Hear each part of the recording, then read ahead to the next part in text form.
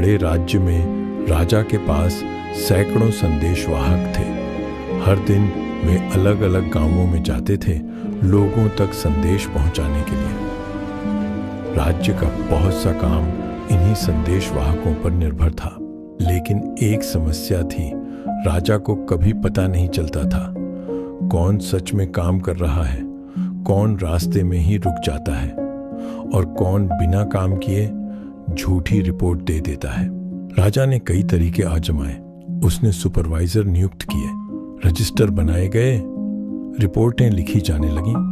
लेकिन धीरे धीरे रजिस्टर सिर्फ कागजी औपचारिकता बन गए और सच्चाई फिर भी छुपी रह गई। राजा समझ नहीं पा रहा था, इतने लोग काम कर रहे हैं फिर भी परिणाम क्यों नहीं दिख रहे। समस्या लोगों में थी या सिस्टम में। एक दिन एक युवा इंजीनियर राजा के पास आया। उसने राजा को एक छोटा सा कंपास दिया और कहा, यह लोगों को नियंत्रित नहीं करेगा, लेकिन यह आपको सच्चाई दिखाएगा। यह कंपास दिखाता था संदेशवाहक कहाँ है, कब पहुंचा, कौन सा काम पूरा किया और हर काम का जमीन से सबूत भी देता था। अब अंदाजे नहीं, सिर्फ वास्तविकता। शुरुआत में बहुत विरोध हुआ। कुछ संदेशवाहकों ने कहा, यह काम नहीं करेगा।